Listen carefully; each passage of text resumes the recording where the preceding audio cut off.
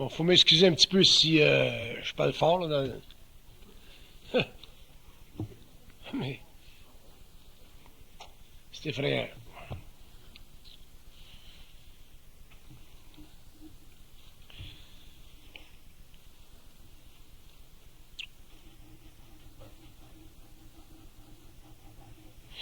Alors, la psychologie évolutionnaire, c'est une psychologie de développement. Ce qui veut dire que on n'en verra pas la fin. On n'en verra jamais la fin. Parce que euh, sa fonction, c'est d'amener l'homme, éventuellement, à comprendre ce qu'on appelle la vie, mais à partir des plans, au lieu de la comprendre à partir de sa réflexion. Fait que ça n'aura plus de fin. Ça n'aura jamais de fin.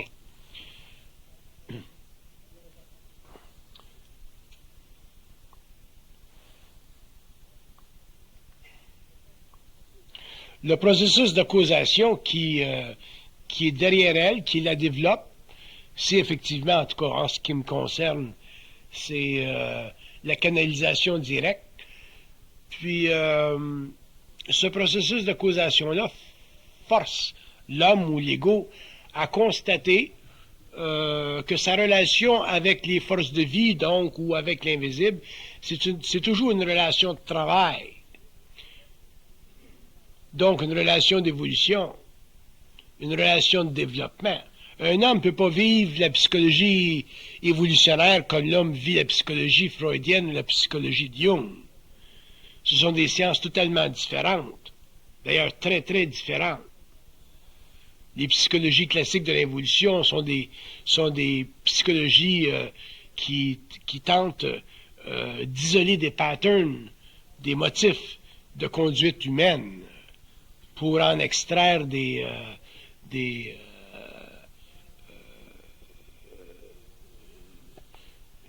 paramètres de compréhension, alors que la psychologie évolutionnaire, c'est une science non pas seulement de développement, mais de pénétration, dans ce sens qu'un homme qui commence à parler, à étudier et à parler, autrement dit, à émettre créativement par la parole des perceptions qui découlent de sa vibration,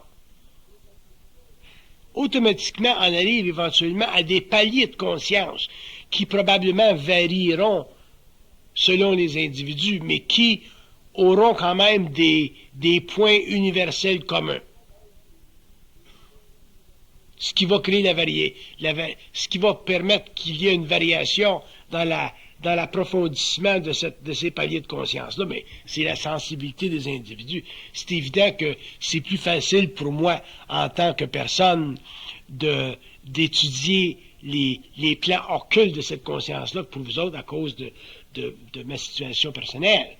Par contre, il y a des points de jonction chez tous les hommes qui sont universels et qui permettent à n'importe quel individu de comprendre éventuellement les aspects voilés de cette science-là qui fait partie de l'intelligence humaine. Donc, il n'y a pas de raison qu'un être en arrive pas éventuellement à suffisamment comprendre, saisir le phénomène de cette découverte personnelle-là qu'on appelle la psychologie évolutionnaire. Mais il y a des conditions fondamentales. Ce sont ces conditions-là que je veux amener à votre connaissance. Une des conditions fondamentales pour le développement, l'étude, la compréhension ou la sensibilisation à la psychologie évolutionnaire, c'est la capacité de l'ego de parler. Si vous n'avez pas la capacité de parler avec d'autres personnes, ou de vous entretenir dans un langage réellement créatif, où l'ego est suffisamment tassé pour laisser passer la vibration, mais à ce moment-là, vous pourrez pas interroger des couches de conscience qui font partie ultimement du mystère de l'homme. Vous allez toujours demeurer dans des études psychologiques, mais vous n'entrerez jamais dans des plans de conscience réellement occultes ou voilés qui font partie de la vibration de l'ego.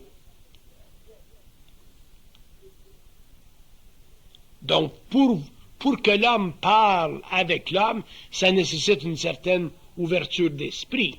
Si vous n'avez pas l'ouverture d'esprit pour parler avec des êtres qui s'intéressent au même matériel, mais vous ne pourrez pas avec eux débloquer des niveaux de conscience qui font partie de votre science intérieure. Il y a des choses qui ne se pensent pas. Il y a beaucoup de choses qui se parlent, il y a des choses qui ne se pensent pas. La psychologie évolutionnaire, ça ne se pense pas, ça se parle. Moi, ce que je vous dis ce soir, je le parle, je ne pense pas à ça. Tu commences à penser à ça, mais là, tu capotes. Mais si... Pardon? On peut dire que parler, c'est exactement l'envers de pensée. Parler, c'est l'envers de pensée parce que parler, ça vous permet d'exprimer ce que vous savez, alors que penser, ça vous permet d'exprimer ce que vous pensez savoir. Quand vous pensez, vous êtes toujours conditionné à un niveau quelconque de rayonnement. Si vous avez une entité astrale, par exemple, qui est bénéfique, un guide spirituel que vous appelez, et que vous pensez, à ce moment-là, ces entités-là vont influencer votre façon de penser. Si vous avez un contact avec un ajusteur de pensée et que vous pensez, cet ajusteur de pensée-là va influencer votre niveau de pensée parce que la pensée que vous vivez par rapport à lui, qui devient une forme de télépathie, elle est toujours conditionnée à votre mémoire. Par contre, si vous parlez, vous créez un blocage de l'énergie descendante et vous devenez automatiquement en émission. L'ajusteur de pensée ou l'entité spirituelle va toujours être d'accord avec vous autres après. Mais dans le mouvement instantané, c'est vous autres qui devenez l'élément créatif et eux autres deviennent le support vibratoire. C'est pour ça qu'un homme qui est en conscience créatrice n'a pas besoin de mémoire pour exprimer sa vibration. D'ailleurs, il n'a pas besoin de mémoire pour exprimer sa vibration parce qu'il est en contact virtuel avec sa source, mais il n'est pas en réflexion de sa source. Moi, si je vais par en dedans et je dis, bon, mais qu'est-ce que ce que j'ai dit à soir, ça a-tu de l'allure? Ils vont toujours me répondre à la même affaire. Ça a toujours de l'allure. Fait que ça ne m'avance pas dans mon affaire. Fait que je ne le demande plus. Comprenez-vous? On s'habitue avec le temps à avoir de l'allure. Quand on est bien habitué à avoir de l'allure, éventuellement, mais on n'a plus besoin de référer à eux autres, puis on devient soi-même suffisamment centrique pour pouvoir explorer les différentes avenues qui nous conviennent. Si vous me posez une question, je dois savoir vous répondre. Si elle me pose une question, je dois savoir y répondre. Si tout le monde dans la salle me pose une question, je dois savoir leur répondre. Si personne dans la salle me pose de questions, je dois encore savoir leur répondre. Mais pour ça, il faut que la vibration soit suffisamment universalisée pour que vous autres, quand vous partez le soir, vous pouvez dire, bon ben, ah, c'est drôle, il a répondu à ma question. J'ai pas répondu à votre question dans le sens que personnellement, j'étais rattaché à vous autres, ou que personnellement, j'ai reçu de l'information vous concernant. C'est pas le même que ça marche.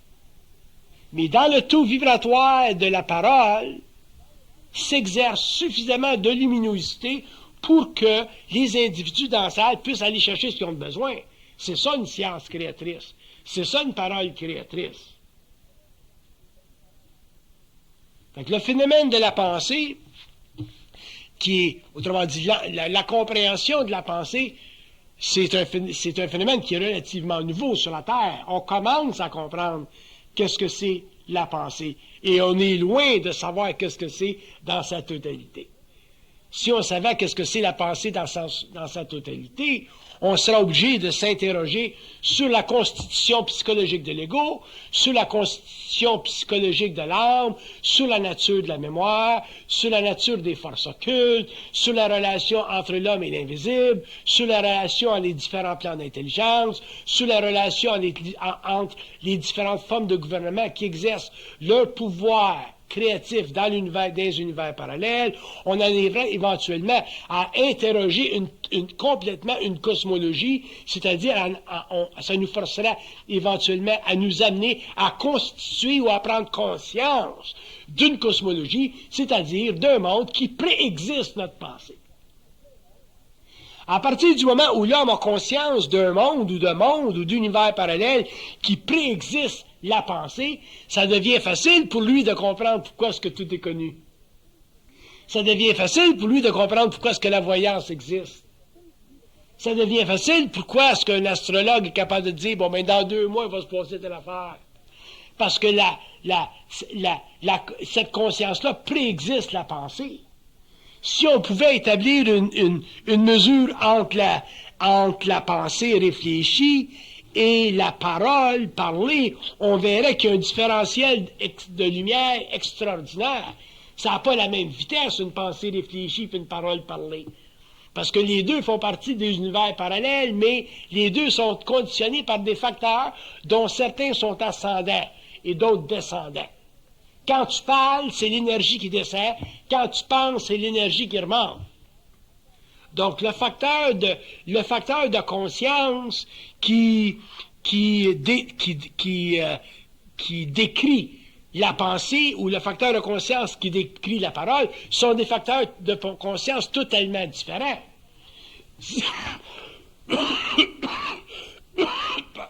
Excusez-moi. Si vous me demandez, vous, par exemple, bon, ben, M. Bernard, explique-nous donc qu'est-ce que c'est. Qu'est-ce que c'est que ça veut dire Dieu? Puis une autre personne dans la salle me demande, mais qu'est-ce que ça veut dire Dieu? Puis une autre personne là-bas me demande, qu'est-ce que ça veut dire Dieu? Je vais vous donner 3 réponses différentes. Autrement dit, je vais toujours vous parler en fonction de votre vibration. Moi, ça ne me dérange pas, les 3 différentes définitions de ce que ça veut dire Dieu. Parce que je ne suis pas impliqué dans la réflexion de ça. Je ne suis pas intéressé à évaluer le concept. Je suis intéressé simplement à définir la réalité du concept en fonction de la vibration qui passe dans mes corps subtils, donc que je canalise. Et que je vais toujours définir en fonction du récepteur. Fait que si vous me posez la question, ben, je vais vous répondre en fonction de votre mémoire, si vous êtes judéo-chrétien, si vous êtes spirituel, si vous êtes religieux. Si l'autre est d'autre chose, je vais y répondre d'une autre façon. Si l'autre est d'autre chose, je vais y répondre d'une autre façon. Autrement dit, un concept, c'est toujours une manière d'expliquer ce qui se comprend et en même temps de l'expliquer de manière à voiler sa réalité. C'est ça un concept. Alors qu'une vibration va servir à créer un choc à la mémoire pour dégager l'ego d'un concept qui a besoin pour se soutenir moralement. Si vous êtes très attaché au concept de Dieu parce que vous êtes religieux, puis vous avez été à l'école, vous avez été instruit par des jésuites, ainsi de suite, à ce moment-là, par vibration, je vais être obligé de vous créer un choc. Dans le sens que je vais vous donner une définition de Dieu qui ne fait pas votre affaire. Pour vous forcer en tant qu'ego de vous mettre en vibration à un autre niveau. Sans ça, je ne vous rends pas service. Si une autre personne me demande la même question, puis si une autre personne, par exemple, est un scientifique qui travaille dans le nucléaire, bien, je vais donner une réponse en concernant le concept de Dieu, qui est beaucoup plus proche de la physique théorique, ainsi de suite. Donc, pour expliquer quoi?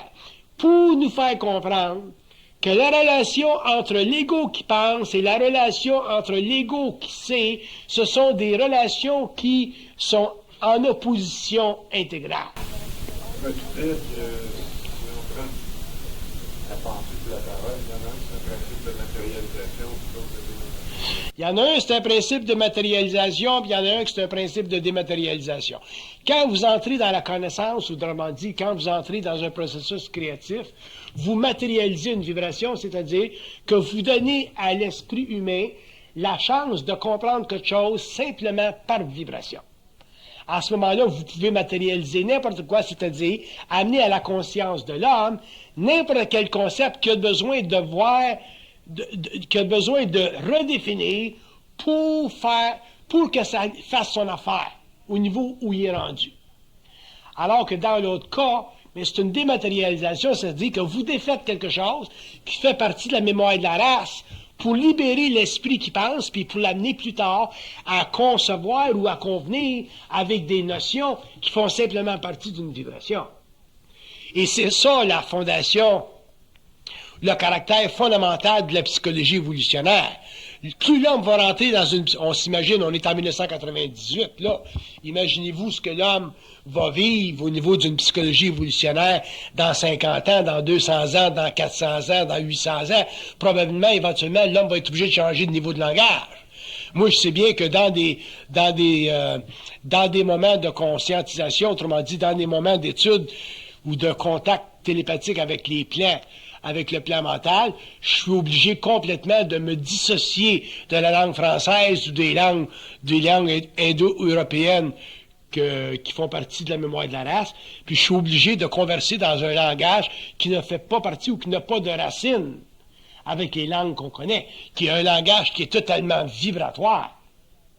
Alors, éventuellement, probablement que la psychologie évolutionnaire amènera l'homme à traiter avec des niveaux de conscience suffisamment éthérés pour que le langage humain actuel ne soit plus utilisable et que l'homme, finalement, entre dans des langages ou dans des constructions verbales d'un ordre totalement vibratoire. Et ça libérera une immense énergie pour lui permettre, par exemple, de créer des espaces temporels virtuels pour que des entités puissent se matérialiser dans son espace-temps, pour qu'il puisse en arriver à faire face et à venir en communication directe avec ce qui, dans le passé, l'aurait totalement détruit psychologiquement. Fait que ça va venir un jour, parce que plus la vibration de l'homme va s'élever, plus l'homme va pouvoir créer des corridors de temps, ouvrir des corridors de temps. Excusez-moi. Et dans ces corridors de temps-là, des entités pourront se matérialiser et l'homme pourra finalement venir réellement en contact avec les forces, les agents, les agences ou les intelligences qui, pendant l'évolution, ont guidé l'humanité en cachette ou derrière des voiles. Quand ces temps-là seront arrivés, mais les hommes qui... Excusez-moi. Les hommes qui traiteront à ces niveaux-là, ben, ces hommes-là seront certainement des initiés et ils auront des travaux particuliers à faire sur la Terre qu'on ne connaît pas aujourd'hui ou qu'on ne peut pas imaginer. Parce que venir en contact avec des entités qu'on aide à matérialiser ou qu'on permet de matérialiser, bon, ça nécessite d'abord qu'on soit émotionnellement très, très libéré de la conscience de la race. Ça nécessite aussi que les concepts qui servent de construction à l'ego pour le maintenir équilibré dans son expérience planétaire, il faudra que ces concepts-là soient totalement altérés et que l'homme soit capable finalement de traiter avec pas nécessairement avec des concepts, mais que l'homme soit capable de traiter avec des impressions qui sont extrêmement différentes des impressions auxquelles il est habitué dans son expérience terrestre. À ce moment-là, ben, l'homme vivra des états de rêve, des états qui aujourd'hui sembleraient être des états de rêve, mais ce seront des états qui ne seront pas nécessairement rêveresques, mais des états extrêmement avancés de conscience lucide, à l'intérieur desquels un ego normal ne peut pas se véhiculer parce que dans ces états-là, l'homme n'a pas de point d'appui, c'est-à-dire de paramètres psychologiques pour instruire son ego dans la volatilité du phénomène. Quand une entité vient vers l'homme parce qu'un corridor de temps a été ouvert, l'homme est obligé de s'actualiser par rapport à cette entité-là tout de suite, instantanément. Il est obligé de savoir tout de suite, instantanément, quoi faire avec cette entité-là, parce que cette entité-là, à ce moment-là, devient à ses commandes. Elle est sous ses commandes. C'est pas l'envers. C'est pas l'homme qui est à sa commande. C'est l'entité qui est à sa commande. Donc, ça va nécessiter un grand changement dans la configuration psychologique de l'ego et ça va demander que l'homme, naturellement, les hommes en évolution, soient amenés graduellement à reconnaître que la relation entre le matériel et l'invisible, c'est une relation temporelle et c'est une relation aussi extratemporelle, dans ce sens que les dimensions qui sont parallèles à notre dimension spatio-temporelle sur la Terre sont des dimensions qui sont semblables à notre monde, mais des dimensions où la relation entre l'homme et ces mondes-là est totalement créative et jamais sujette aux lois humaines. C'est pour ça que l'homme doit se protéger et apprendre au cours de son développement à travers ce qu'on appelle la souffrance, c'est-à-dire les événements qui ne conviennent pas au caractère égocentrique de ses désirs, pour en arriver finalement à pouvoir traiter plus tard avec des exigences qui sont au-dessus aujourd'hui du pouvoir humain ou de la capacité humaine normale. Mais si l'homme n'est pas capable de comprendre, puis il est là le point, si l'homme n'est pas capable de comprendre l'utilité de la souffrance, pas dans un sens subjectif ou dans un sens masochiste, si l'homme n'est pas capable de comprendre l'utilité de la souffrance dans le sens objectif du terme, c'est-à-dire comprendre l'événement au-delà de son égocentricité, il ne peut pas pénétrer les zones ou les plans d'intelligence qui travaillent avec lui parce que son égocentricité devient un voile. Et devenant un voile, il ne peut pas saisir l'intention derrière le phénomène. Pourquoi est-ce que l'homme a cherché depuis des milliers d'années à se comprendre lui-même? Le principe socratique, il est très simple en soi. Puis par contre, les hommes aujourd'hui, à la fin du 20e siècle, n'ont pas réussi à le comprendre, le principe socratique, c'est-à-dire en sont pas arrivés à parfaitement se comprendre. Pourquoi? Parce que l'homme, dans son égocentricité, veut toujours donner aux forces qui sont derrière le plan de son expérience un agenda humain, alors que les forces ont un agenda universel.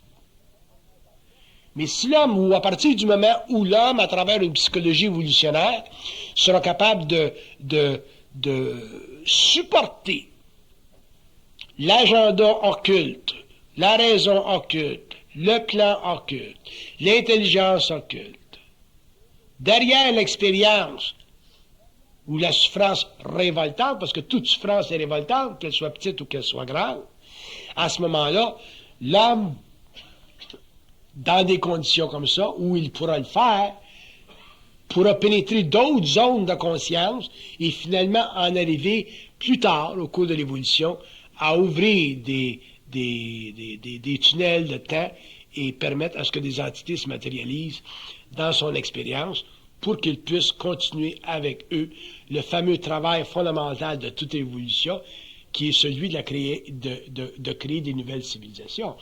Il n'y a pas aujourd'hui, il y a des civilisations, on a des civilisations sur le plan matériel, on a une civilisation sur le plan matériel, mais il y a des civilisations sur d'autres plans. Et lorsque l'homme pourra traiter avec des civilisations sur d'autres plans et en créer d'autres civilisations, à ce moment-là, il aura réellement le droit d'aimer. Et à ce moment-là, il sera libre de la quarantaine terrestre et il ne sera plus assujetti à vivre l'expérience de l'âme en relation avec une incarnation qui fait partie de la continuité de la mémoire de la race à travers l'expérience individuelle. Donc l'homme, à ce moment-là, sera totalement libre, le mystère humain sera totalement compris et l'homme cessera de représenter pour les entités des autres plans, un être d'expérience. L'homme deviendra avec ces entités-là ou ces intelligences-là un collaborateur, un partenaire, et l'homme travaillera à des grandes choses qui font aujourd'hui partie de la grande initiation solaire, puis de des grands secrets de l'évolution systémique sur notre planète. Mais pour revenir à des choses plus simples,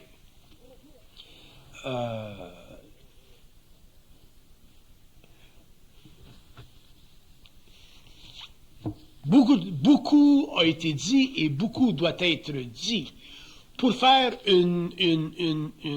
pour donner une compréhension fondamentale, profonde, soutenue, à ce qu'on appelle le phénomène de la souffrance sur la Terre.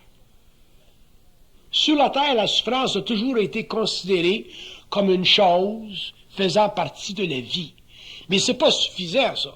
Tout le monde le sait que la souffrance fait partie de la vie. Bon. Où l'homme en est rendu aujourd'hui, c'est d'en arriver à comprendre le protocole personnel de sa souffrance. L'agenda personnel de ta souffrance. Pourquoi la petite fille qui s'en va sur la rue un soir, tard, pourquoi telle petite fille, elle se fait violer? Pourquoi elle passe là, elle, puis en même temps, il y a un gars qui passe là, puis elle se fait violer dans la ruelle? Pourquoi t'arrives chez vous un soir, puis le voleur est rentré chez vous, puis il est sorti juste quand toi t'arrives à la maison? Pourquoi t'arrives sur une route de campagne avec ton auto, il n'y a personne d'autre, d'un coup, whoop, il y a quelqu'un qui sort d'un side street, puis qui te frappe, puis tu fais un accident. Autrement dit, la fameuse synchronicité des événements. Pour comprendre la vie, il faut comprendre la synchronicité des événements, c'est-à-dire, il faut comprendre le phénomène et le degré de manipulation des événements. Parce que la vie, techniquement, c'est un processus à l'intérieur duquel des volontés autres que la nôtre dominent notre existence à travers des événements qui constituent, pour nous autres, un degré de souffrance ou un degré de joie. On te fait rencontrer la bonne femme, tu tombes en amour, t'es heureux. Elle est là au club, elle a tout ce que t'aimes. Elle a les cheveux rouges, elle a les yeux bleus, puis elle a des chaussons verts. Tu l'aimes, elle. Bon. Donc, on te fait rencontrer. Par contre, dans deux... On va lui donner un petit peu de temps, on va dire dans 2 ans, tu seras plus capable d'atoffer. Parce que non seulement elle a les yeux jaunes, les cheveux jaunes, puis les yeux verts, puis les bas, ces petits bas, comment est-ce que j'ai décrit ça? Alors, mais là, au bout de 2 ans, tu vas avoir découvert d'autres choses. Parce qu'elle était déjà weird quand tu l'as rencontrée, mais là, elle va être weirder de l'heure. Autrement dit, au fur et à mesure où vous allez vous connaître, vous allez réaliser qu'elle n'est pas ce qu'elle était quand tu l'as rencontrée au bar. Là, elle est plus. Fait qu'au bout de 2 ans, tu n'es plus capable d'en prendre, parce que là, ses cheveux sont plus jaunes, sont rendus verts, les bas sont plus verts, sont rendus jaunes, puis les yeux, elle s'est mis des lentilles de couleur.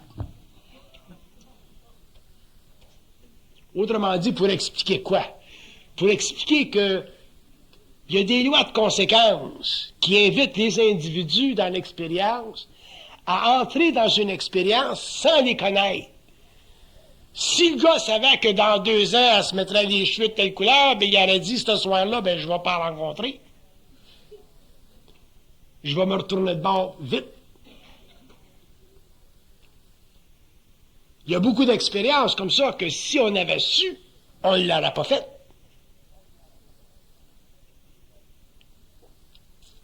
Eux autres le savent. Nous autres, on ne le sait pas. Puis si tu demandes par en dedans, tu dis, bon ben, es-tu correct celle-là, là, les cheveux verts, les bas jaunes, puis les yeux bleus, je peux-tu y aller avec elle? Ils vont dire, tout est correct. Pour eux autres, tout est correct parce qu'il y a un plan. Puis pour toi, tout est correct là parce que c'est nouveau. Mais dans 2 ans, ça sera plus correct. Puis dans 2 ans, tu vas dire, ben tu m'avais dit que tout était correct. Puis là, ils vont dire, mais tout est correct jusqu'à aujourd'hui, là, c'est temps de changer. C'est comme ça que ça marche avec les autres. Fait qu'à ce moment-là, quand tu es rendu à pouvoir traiter et à comprendre les événements d'une manière objective, mais au bout de 2 ans, tu es content de partir. Mais si tu n'as pas cette compréhension-là, ben au bout de 2 ans, tu souffres, puis elle souffre, puis tout le monde souffre. Fait qu'on est toujours de même. On n'est pas capable de traiter avec la souffrance.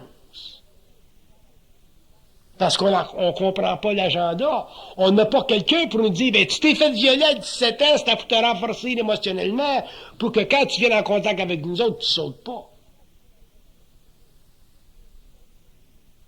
Le choc émotionnel que ça t'a donné le viol. Ça t'a permis de réellement cristalliser ton mental, séparer tes émotions de ton mental. Aujourd'hui, tu es capable d'aller plus loin dans ton expérience. Fait que, on ne l'a pas en général, cette expression-là, cette expérience-là, cette compréhension-là. Puis c'est ça qui est le problème. Ils disent que la raison pour laquelle on entre dans une phase évolutive sur la Terre, c'est pour finalement en arriver à réellement utiliser notre intelligence, qu'on n'a jamais utilisé avant. On a utilisé notre intellect. Notre intellect, ça n'a rien à faire avec notre intelligence. Notre intellect, c'est simplement l'organisation très, très bien tassée de ce qu'on appelle des concepts qui appartiennent à l'humanité. Ça, c'est des études qu'on fait, le développement de la mémoire. Tu vas à l'université, tu apprends tes chiffres, tu apprends ton histoire, tu apprends ta géographie, tu apprends ta sociologie. Ça, c'est de l'intellect. Ça. C'est bien tassé puis c'est bien casé. Ça perpétue la connaissance humaine. Mais quand on parle d'intelligence, on parle de compréhension fondamentale de la relation entre l'homme dans l'expérience souffrante de sa vie avec les plans qui constituent l'arrière-monde qui domine son existence pour le moment parce qu'il n'y a pas la maturité psychologique et psychique pour être en contact avec eux autres sans flipper. Avec l'évolution, ça va se faire, c'est déjà commencé. Et là, on arrivera un jour à pouvoir avoir une compréhension instantanée et suffisamment intelligente de cet agenda-là qui fait partie de son contact avec les plans. Mais à ce moment-là, l'homme ne pourra plus vivre sa souffrance existentiellement comme il l'a fait pendant l'évolution. Elle fera partie d'un agenda compris pour aller plus loin dans la compréhension de son propre mystère et finalement pour en arriver à souffrir le moins possible dans la vie lorsque la transformation de ses corps aura été exécutée. C'est ça le but de la psychologie évolutionnaire. Le reste, toute autre forme de psychologie, est simplement une façon de l'ego égocentrique, de s'entretenir d'une manière de penser, mais qui n'a rien à voir avec la réalité.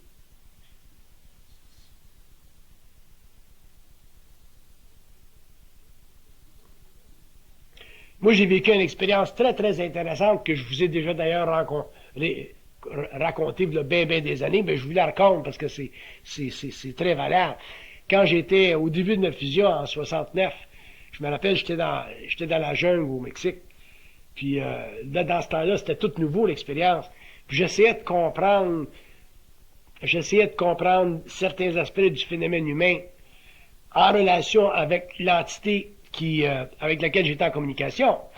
Puis comme j'étais au premier stage de ma conscience, puis j'étais à ce moment-là extrêmement spiritualisé par le choc de la fusion, j'avais dit, bon, mais comment ça marche la prière? On est supposé de prier quand on parle? C'est quoi l'affaire?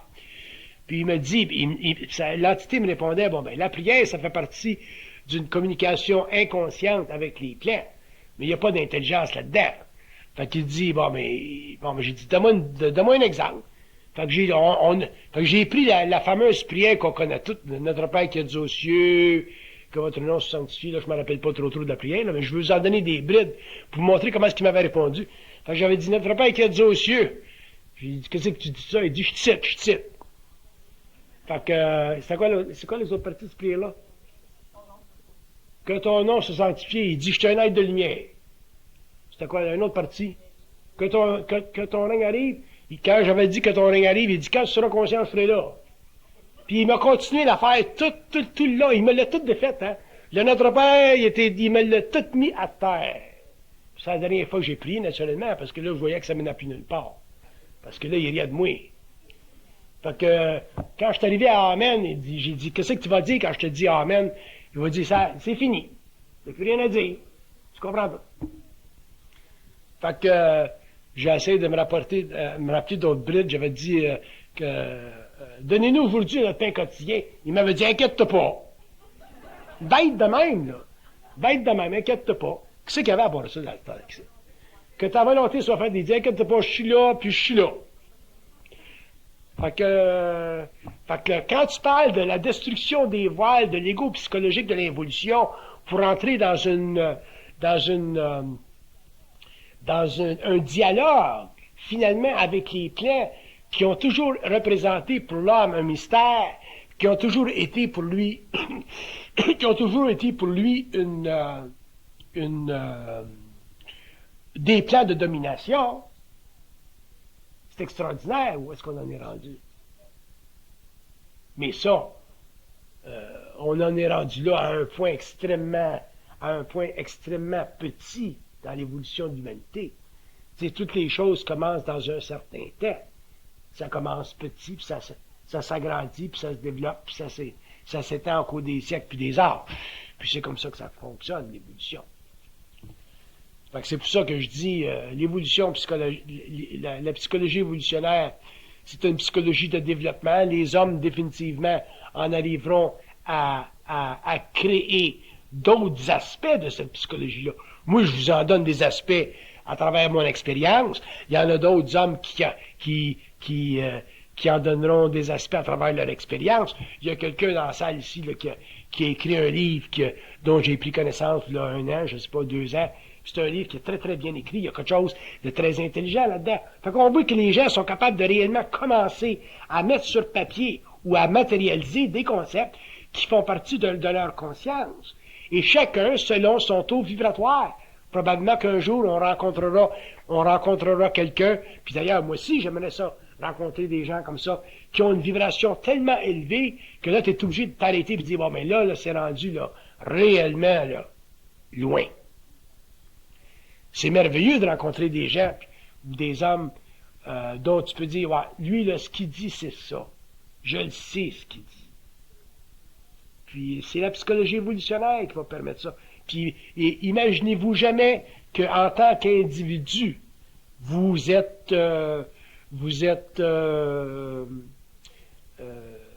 déconnecté de cette science-là. Cette science-là, elle fait partie de l'homme, elle fait partie de la lumière de l'homme, elle fait partie de son contact plus ou moins avancé avec les plans. Il y a des êtres qui n'ont pas beaucoup de science, qui n'ont pas beaucoup de connaissances, qui n'ont pas beaucoup d'expérience occulte. Il y a des êtres qui savent des choses, puis quand ils ont la chance finalement d'échanger avec d'autres, qui sont capables de confirmer leur expérience, ils sont contents, puis ça les sort de leur solitude. Par contre, ça nécessite que l'homme en arrive un jour à pouvoir supporter ce qu'il sait. Puis la psychologie évolutionnaire permettrait ça, que l'homme puisse finalement supporter ce qu'il sait, et que l'homme puisse vivre seul ce qu'il sait. Moi, je vis totalement seul cette instruction-là. Que j'aille aux Indes, que j'aille en France, que j'aille aux États-Unis, que je rencontre les gourous, les gouzous, ça change rien dans ma vie, je suis toujours tout seul. Puis de temps en temps, je rencontre des gens, puis là, je dis, ah, là, je suis plus tout seul, je suis plus autant tout seul. C'est quand tu rencontres ces gens-là, puis là, que tu as le plaisir de parler, puis même si tu as une sorte d'autorité vibratoire au-dessus d'eux autres, parce que ton taux vibratoire est plus élevé, tu n'as pas d'autorité psychologique au-dessus d'eux, parce que tu ne peux pas les dominer.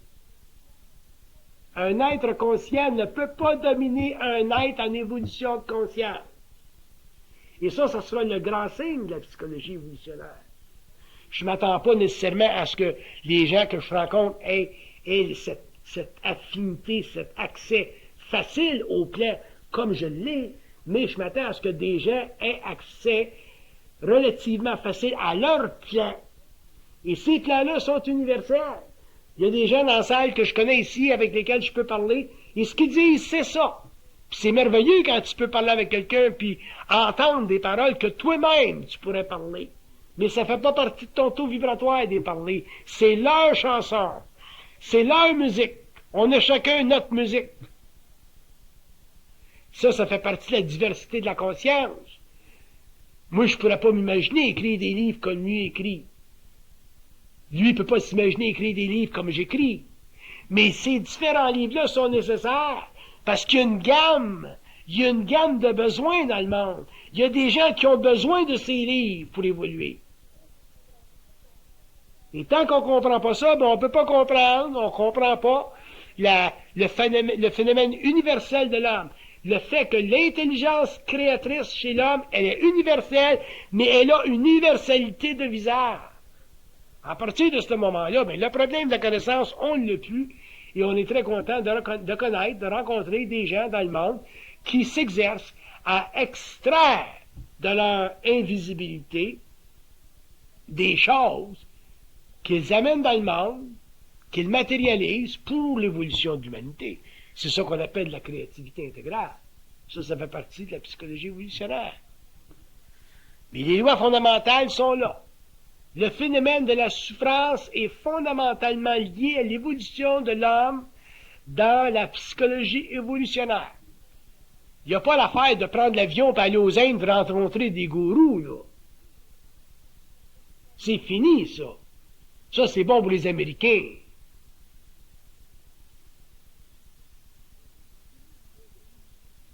C'est fini, les gourous, puis l'eau de rose, là.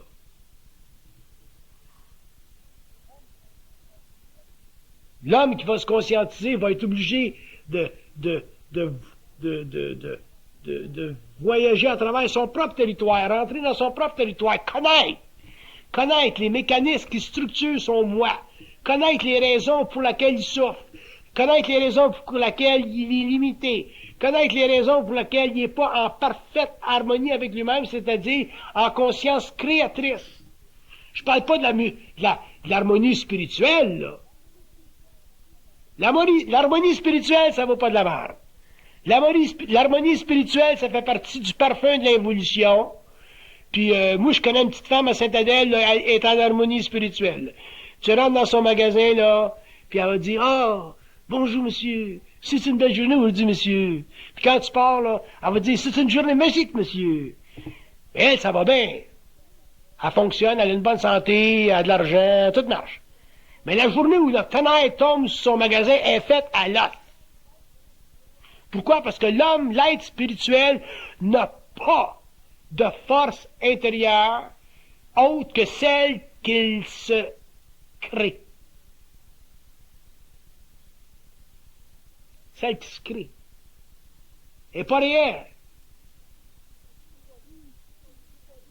Tu peux pas vivre la souffrance dans la vie si tu n'as pas de fondation. Tu peux avoir des fausses fondations, tu peux dire, bon, ben, c'est le bon Dieu qui m'envoie ça, c'est Saint Christophe qui me veut ça, whatever it is.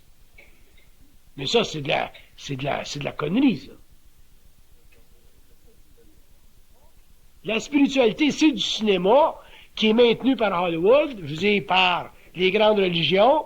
Puis ça, c'est nécessaire pour l'évolution, ça fait partie, c'est nécessaire pour les masses humaines. Ça, j'en conviens.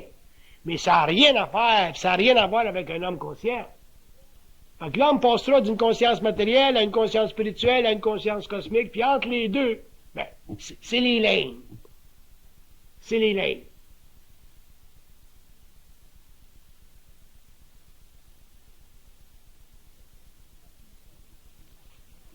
Mais la spiritualité, ça fait partie tellement de l'inconscience évolutive, ça fait partie tellement de la mémoire de la race. Toutes les races ont leur spiritualité, que c'est la raison pour laquelle la psychologie évolutionnaire ne peut convenir qu'à un homme individualisé. Parce que quand tu commences à parler avec eux autres en haut, la spiritualité, il n'y en a plus, hein? Tu as vu tout à l'heure ce qu'ils ont fait avec notre Père qui est aux cieux. Ça fait que le développement de la conscience supramentale sur la Terre, c'est un développement qui est long, qui sera long, et qui fait partie du travail des forces universelles à travers la race humaine, qui fait partie de l'évolution de la race humaine.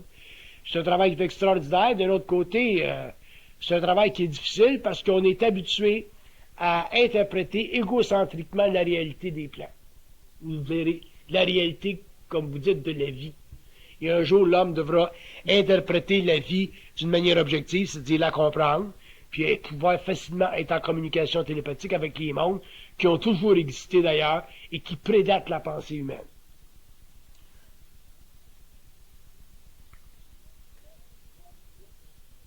Les gens qui ont des morts cliniques, là, puis qui sont à l'hôpital, puis qui se font opérer, là, puis qui se retrouvent en dehors de leur corps tout d'un coup, puis ils se sont à l'aise, puis ils sont bien, puis ils veulent même plus revenir dans leur corps physique. Pourquoi? Parce que les plans qui ne sont pas matériels sont tellement décousus de la réalité que quand l'homme se retrouve sur ces plans-là temporairement en mort clinique, il y a une idée de ce que c'est la vie après la mort. C'est pour ça que c'est une expérience spirituelle qui est très, très intéressante, très valable, puis ça leur permet, ces gens-là, à vivre le moment de la mort d'une façon très relaxe, parce que quand tu as vécu cette mort-là, qui est une mort clinique, le prochain step, qui est la mort réelle, c'est une affaire de rien. D'ailleurs, les gens, souvent, sont contents de revenir au monde de la mort. Il ne s'agit pas pour l'homme de revenir au monde de la mort, autrement dit, de revenir en conscience astrale. Il s'agit pour l'homme de revenir en conscience éthérique, c'est-à-dire de ne pas perdre conscience à partir du moment où sa conscience se détache de ses corps subtils pour finalement en arriver à pouvoir mettre un terme aux lois karmiques et à ne plus revenir dans un corps matériel et surtout à ne plus subir la domination des entités qui évoluent dans les mondes parallèles. Si quelqu'un me disait, bon, ben, c'est quoi la raison de toutes des multiples incarnations, des milliards d'incarnations sur la Terre, depuis le début du cycle adamique? La réponse est très simple. La raison pour laquelle les âmes s'incarnent sur la planète, c'est pour se libérer finalement, complètement, des différentes matières qui existent dans les univers parallèles. Quand je parle des matières, je parle des atmosphères. Les atmosphères étant des conditions de vie où l'âme, par exemple, en dehors du corps matériel, est obligée de se véhiculer dans son expérience en fonction de mondes qui ne font pas nécessairement son affaire. Si jamais vous parlez avec des âmes ou si jamais vous parlez avec des entités astrales ou dans l'astral, puis vous leur demandez qu'est-ce qu'ils font, où est-ce qu'ils sont-ils contents, sont-ils bien, sont-ils à l'aise, ils vont toujours vous dire, si vous ne vous laissez pas mentir, ils vont toujours vous dire qu'ils ne sont pas heureux. Une entité astrale n'est jamais heureuse. S'ils vous disent qu'ils sont heureuses, à ce moment-là, ben, c'est à vous autres de tester pour voir s'ils sont réellement heureuses, puis ils vont être obligés finalement de vous admettre qu'ils ne sont pas heureuses. Et la raison pour laquelle les entités astrales ne sont pas heureuses, c'est parce qu'ils ne sont pas capables de penser. Pourquoi est-ce qu'ils ne sont pas capables de penser? Parce qu'ils sont coupés du lien avec l'ajusteur de pensée qui est la source de leur conscience. Donc, une entité astrale, un mort, que ce soit n'importe quel mort à n'importe quel niveau, même sur les plans les plus évolués, un mort, c'est toujours une entité qui ne peut pas penser et qui est obligée d'utiliser la mémoire pour se véhiculer dans les mondes parallèles. Puis utiliser la mémoire pour se véhiculer dans un monde parallèle, c'est pas intéressant pour eux autres, parce que ça a trop de limites. C'est trop limité. La mémoire, c'est pas simplement la sommation d'expériences. La mémoire, c'est un véhicule. La mémoire, c'est un tableau d'expérience et un être qui arrive sur le plan astral et qui a une certaine mémoire. Si vous avez été un jésuite, par exemple, si vous êtes mort, vous arrivez de l'autre bord, puis vous êtes un jésuite, vous allez vous véhiculer dans les mondes parallèles en fonction de votre jésuiterie. Ce que vous êtes en tant que jésuite, si vous êtes un jésuite orgueilleux, vous allez vivre là-bas comme un jésuite orgueilleux. Si vous êtes un bon curé de campagne, très humble, vous allez vous véhiculer là-bas comme un curé de campagne très humble. Fait que vous allez simplement continuer dans ces mondes parallèles-là l'exercice d'une mémoire qui, cette fois-ci, est libre du corps matériel et du cerveau. Mais ça ne vous donne pas de liberté. Le contact avec l'ajusteur de pensée n'existe pas. C'est pour ça que les âmes ont toujours recherché dans les mondes parallèles la venue éventuelle, le contact éventuel avec ce que les autres appellent Dieu, c'est-à-dire la lumière de l'ajusteur de pensée. C'est là la grande souffrance. Puis attendre, puis elle vient jamais la lumière, puis elle viendra jamais la lumière, parce que le plan astral, c'est un plan qui a été créé après la décision d'envoyer les âmes dans la matière. Le plan astral a existé seulement à partir du moment où les âmes ont été obligées de mourir à cause de l'attraction qu'elles avaient sur le plan matériel pour certains plaisirs de la vie, dont la nourriture, la sexualité, tout ça. Mais au fur et à mesure que la densité du corps astral s'est faite au cours des millénaires et que l'âme ne pouvait plus sortir facilement de son corps physique, était obligé de rester dans son corps matériel jusqu'à l'épuisement du corps matériel pour se libérer de l'enveloppe charnelle, pour retourner au plan astral, l'âme était obligée de retourner dans des mondes dans lesquelles elle n'avait pas le plaisir de l'intelligence, mais où elle avait simplement la souffrance de sa souvenance. Donc, un âme qui a vécu sur la terre et qui a vécu une vie un peu négative, elle continue la mémoire de cette négativité-là de l'autre bord, puis ça l'amène sur des plans inférieurs où il y a beaucoup de souffrance au niveau de l'âme. Puis les âmes qui ont vécu des vies un petit peu plus positives, spirituelles sur la terre, vont sur des plans plus élevés, mais ce n'est pas parce que les âmes vont sur des plans plus élevés ou des plans inférieurs après la mort qu'elles ont le privilège de la pensée, et c'est ça qu'il faut considérer, que l'homme devra considérer au niveau de la psychologie évolutionnaire et que l'homme devra se redonner un jour afin de pouvoir finalement cesser de mourir en conscience et passer à une conscience immortelle, c'est-à-dire à une conscience qui n'a pas perdu contact avec la source une fois que l'homme est libéré du corps matériel. Là, ça va à peine de vivre. Là, ça va à peine de vivre, puis là, ça va à peine de comprendre la raison pour laquelle l'homme sur la terre vit certaines souffrances et aussi comprendre comment il peut utiliser cette souffrance-là, c'est-à-dire la domination des plans sur son existence, pour favoriser éventuellement le développement d'une intelligence à toute épreuve. Sinon, on est simplement des créatures, puis des bébites dans toute la patente. Ça va loin l'affaire. Puis là, on commence à parler. Imaginez-vous si on parlerait pendant 200 ans, 500 ans, ce qu'on en découvrirait des choses. Plus l'homme va parler, plus l'homme découvrira. Et plus l'homme va penser, plus il va s'enfouir, s'enliser dans du matériel qui n'a aucune relation avec la réalité. Donc l'homme sera totalement astralisé. Et l'homme découvrira un jour d'ailleurs que la pensée subjective, c'est une manufacture complète. C'est totalement manufacturé à partir du plan astral. Oui. De quelle façon ils font ça? Les entités utilisent la pensée comme étant un miroir de leur intention. Pour une entité, la pensée que l'homme vit, c'est un miroir de son intention. Si, par exemple, l'entité veut que vous, dans 2 semaines, vous alliez à tel endroit, puis que vous visitiez une maison que vous voulez acheter, puis que vous passiez, par exemple, à travers du plancher qui est pourri un petit peu, l'entité le sait, ça. Fait que l'entité, à travers la pensée, va vous amener à cette expérience-là. Fait que la pensée qu'on a subjective est toujours un miroir de son intention.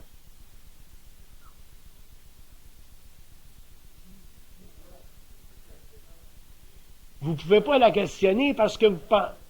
Vous ne pouvez pas la questionner parce que vous pensez. Tant que l'homme pense, il est assujetti à un plan astral.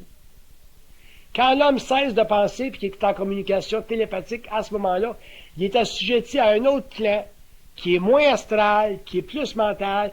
Il est assujetti à un plan pareil. La seule différence, c'est que dans le deuxième cas, il peut le comprendre, le plan, alors que dans le premier, il ne peut pas le comprendre. Dans le premier, il vit une expérience, comme l'humanité vit une expérience. Dans le deuxième cas, au lieu de vivre de l'expérience, il comprend sa relation au niveau de ce plan-là et il peut finalement utiliser l'expérience pour le développement de son contact télépathique, donc pour le développement d'une plus grande compréhension de son mystère. C'est un petit peu comme ça que ça marche. C'est ça qui explique le fait que la voyance existe et que des hommes peuvent dire que dans 2 semaines, il va se passer telle chose ou que Gene Dixon va dire à président Kennedy, si vous allez au Texas, vous allez vivre vous pouvez vous faire tirer. C'est comme ça que ça marche. Fait que l'intention, il y a toujours une relation entre la pensée et l'intention de l'entité. Et un jour, quand j'aurai le temps, j'expliquerai, j'irai plus profondément dans le monde de l'entité, des entités. On étudiera qu'est-ce que c'est qu'une entité, qu'est-ce que ça veut dire le mot entité. On s'apercevra que des entités, ce sont des intelligences qui ont différents niveaux de relation avec nous autres en tant qu'âme.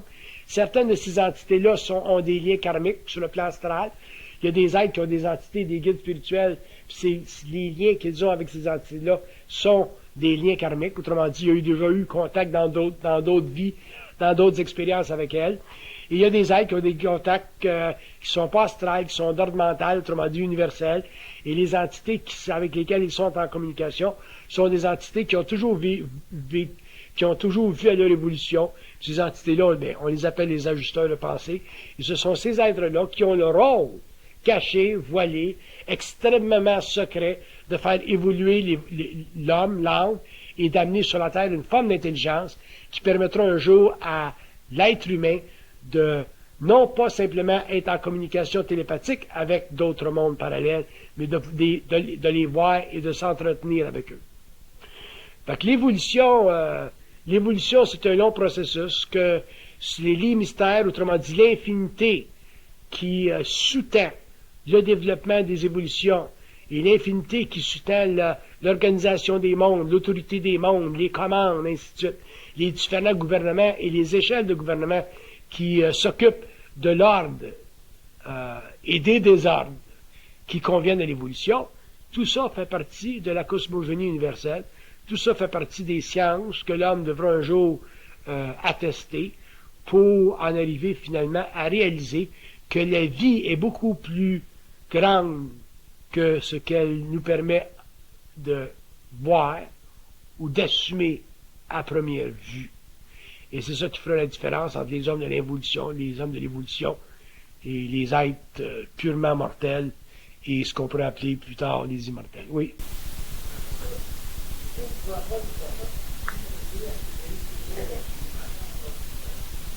Le taux vibratoire d'une personne, c'est la définition de sa liberté au niveau des plans. Une personne qui a un taux vibratoire d'un certain ordre ne peut pas être affectée par des entités astrales. Une personne qui a un taux vibratoire inférieur à un certain ordre peut facilement être en contact avec des entités astrales. C'est toujours votre taux vibratoire qui vous permet. C'est comme tu vas dire, bon ben, si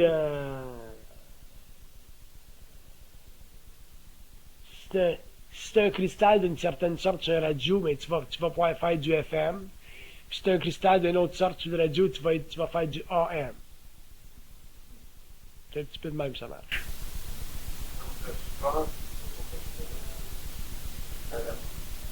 La souffrance est toujours proportionnelle à la pensée qu'elle peut dégager. Parce que la pensée, c'est la mesure de toute chose. Si vous n'aviez pas de pensée, vous ne pourriez pas souffrir. Parce que vous ne pourriez pas évaluer psychologiquement votre malaise. Tu donnes un coup de pied dans le cul à un chat, il va avoir rien que le coup. Mais il ne pourra pas évaluer. Il ne pourra pas dire « Mon maître n'est pas fin un matin ». Ça ne viendra pas dans la tête de dire que mon maître est bête. Il est bien bête, mon maître, un matin. Tout ce qu'il a, lui, c'est un coup de pied dans le cul. Ça lui fait mal parce que c'est une réaction normale, mais il ne peut pas l'évaluer. Après ça, ben, il va s'en aller dans le coin, puis ça va. T'as rien qu'à y amener un bol de lait, puis il va tout oublier que tu as donné un coup de pied dans le cul. Tandis qu'un homme, s'il souffre, quand même tu y amènes un bol de lait, il va toujours se rappeler que je fais, puis d'ailleurs, il va dire, mon sacrement, tu m'amènes un bol de lait pour me jouer une game. Tu veux me faire du chantage. Tu me fais chier tout à l'heure, puis là, tu m'amènes un bol de lait. Tandis que le chat, tu lui donnes un coup de pied dans le cul, il s'en va dans le coin, tu lui donnes un bol de lait, il revient comme si rien n'était. C'est la pensée qui fait ça. Donc, les entités, c'est la même chose. Par contre, si l'homme passe à un autre niveau, ce que j'appelle, moi, souvent le deuxième étage, puis que tu vis une souffrance, puis tu communiques avec une entité qui est de haut niveau, comme un ajusteur de pensée, et tu vas voir que tout ce que tu vis comme expérience, en ce qui concerne eux autres, c'est toujours bon. Bye.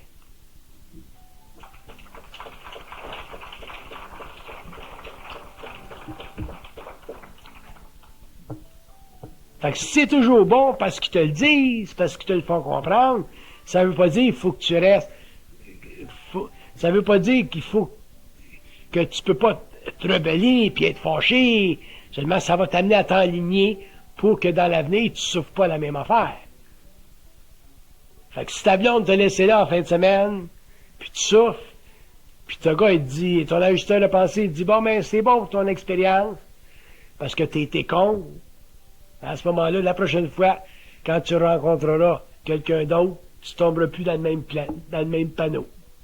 Fait que cette expérience-là, tu ne vivras plus. C'est même, ça marche. Il s'occupe simplement de faire évoluer l'homme pour l'amener éventuellement à pouvoir bénéficier de l'intelligence transcendante. À part de ça, ben, on est des poissons d'un bol de poisson. Le but, c'est de nous faire évoluer, puis nous autres, notre rôle, c'est de comprendre ça. Une fois qu'on a compris ça, ben, on a évolué, ou on est évolué, on est individualisé, puis on peut finalement comprendre, commencer à comprendre la vie, puis relaxer. Sans ça, on ne relaxe pas. On a toujours des épées de Damoclès au-dessus de nos têtes. Notre but, nous autres, c'est de comprendre ce qui se passe. Puis leur rôle, eux autres, c'est de nous amener à comprendre ce qui se passe. C'est ça notre but, notre rôle. C'est ça de la conscience.